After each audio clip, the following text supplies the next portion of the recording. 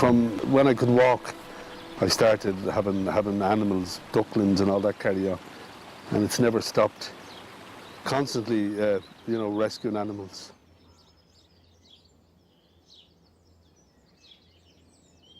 Hello, Bailey. How you, Bailey? Bailey, me best rapper.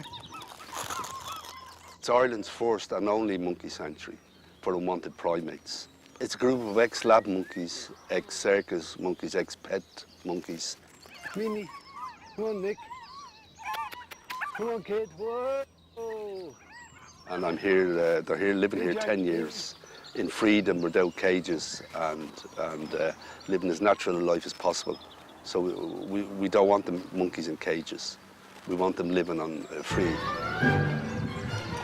How you, Charlie? Charlie has a great face. Whoa!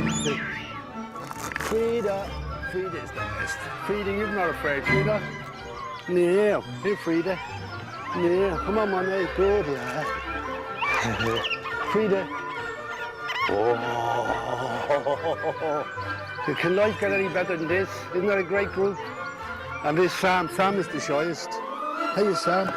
Oh, Sam, you are a brave fellow. Come on, Sam. Look at that face. This year's their 10th anniversary. I started off with 4. There was 4 monkeys. I'd never had monkeys before. There was 4 needed a home. I had an island on a lake. We're in 3 months of the first 4 appeared, and there was a call out for another 14 monkeys to be rescued, ex-lab monkeys. They're going to be put down if a good home wasn't found. So I said I'd take them, and we had this mad rush of building them. We had to create a quarantine centre for them. And then gradually I got them in groups and started moving them down to each island and making more islands. And now we have 13 islands, and we have 21 monkeys. It just keeps growing. We've got dogs, cats, polecats, monkeys and swans on the island. He's all living. The whole sanctuary is sitting on an aquifer. So this is all spring fed. It's full of fish and large terrapins. We might catch a terrapin up there, he might be sunbathing. Well, it's gone beyond love now, it's just my life. And it's my reason for being, and that's it. Hello, Chico. Come on, boys. Come on, Chico. Come on, Chico. Hey, Toto. That's Toto, Chico, and Ernie behind. The majority of the primates there come from ex-lab monkeys, ex-circus, ex-pets. So they've all had a traumatic existence up to the point of coming to the sanctuary. So once they're at the sanctuary, then they can unwind and just chill out and do their own thing. And that's what we want to keep it like that, you know. And do people think you're a bit mad? Well, you think you're a bit mad? Oh, what? I suppose you could say that, all right, yeah. The Amazon. Hello, babe. Chip. That's Charlie's son, Nick. And that's Donald above. That's Beryl. She's the longest here. She's 10 years living here. She was one of the first to come now. She's from a zoo that closed down in England. Here, Charlie. Here's Harry now. Look, this is 43.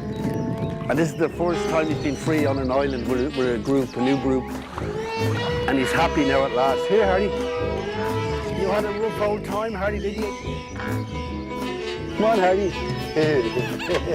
Isn't he gorgeous? He's high Andean capuchin, so he's a very heavy coat because it gets frosty at night up in the Andes, you know? Whereas, see how smooth this one is? This is the ostrich's favourite food, McCain chips.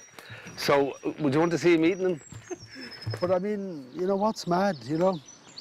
I mean, I've had a lot of volunteers who are, you know, had very psychological problems, and they've come and spent the winter maybe with me. And you know, I've had ex-drug addicts who have done their rehabilitation program, and they've volunteered for and given, you know, a year of their lives. And you know, it seems to me animals help heal. Hundreds of volunteers want to come, you know, but I can only accommodate so many. At one stage I had 15 volunteers in one summer. Can you imagine 15? 8 Israelis came, Japanese, English, American, Swedish, all together. It's like the United Nations. Luckily we get volunteers from all over the world. And now we have Christina and Janice from Alberta. Our first impression? It's really, really natural here. It's so nice to be away from the city. Like, we didn't think that we were gonna come to Ireland and see monkeys, actually. But first thing we saw was Monkey Sanctuary, and it was like, let's try it. This one over here came, and we were in our trailer, and he wanted a banana. We didn't know they liked bananas, but I held up this banana just because I didn't want to touch him right away because he has a sharp beak, and he just nabbed it. So then we started feeding him, and now he won't leave us alone. See what I mean? We heard about this place on Helpex. It's a site where you basically volunteer to work for food and accommodation, and they put you up and you help out with the farm, or in this case the monkey sanctuary. You know, the whole ethos is not to put them on show, because obviously they've had a very disturbed background. Some of them spent 10 to 15 years in a laboratory environment, you know, with everything being controlled. And now that they're free, we want to keep it that way. Yeah, this is where we keep the stock of trees. If we get new monkeys in, they're usually very aggressive, stressed out, so they take it out on the vegetation by tearing bark off and chewing trees. So we always have a good stock of young trees to replace what's been damaged on the Monkey Islands.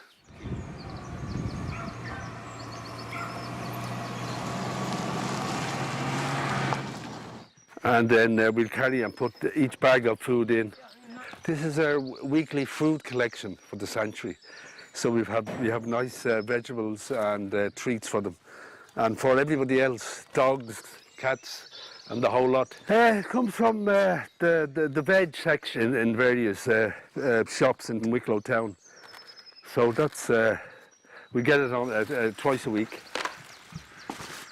I mean, the whole sanctuary is run on a shoestring, and I couldn't keep going with the heating bills and veterinary bills and all the other bits and pieces, except for the help we get from the adoption scheme, and the Department of Ag gave a grant, which was very welcome.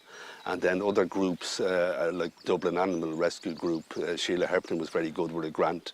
And, you know, it's people like that help the monkeys stay free, living on their islands, doing their own thing without being put in cages and put on show. All the bits make the whole, you know, and that's the way it works. People have an interest in animals, and that's it. Huh? What do you want, Chico? Huh? He wants to get something, is it? He's after me phone. He likes technology. He likes mobile phones. Chico is good. Say hello, Chico, say hello. Say hello, say hello, say hello. You're messing, are you? Huh? What is it, Chico? What is it? It's your age, huh? Whoa!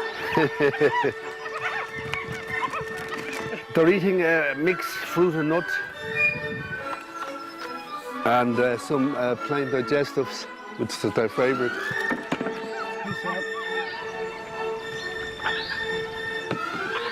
That's Wouter on top. Hiya, Wouter, if you get him, he's a lovely fella. He's a bit of a genius. He can peel an orange with the lid of a can. See, he's very shy. Well, in the winter, it's, you know, the nights are so long, days are so short. With their nicely insulated houses, their heat lamps on. All of the monkey houses have radio fitted, and it's all tuned into Lyric FM. Only on RTE Lyric FM. Well, life sounds better. The only music they don't like or won't go for is Friday night jazz.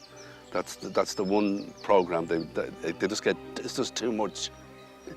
Which is true. The classic is their thing. Yeah, but not jazz.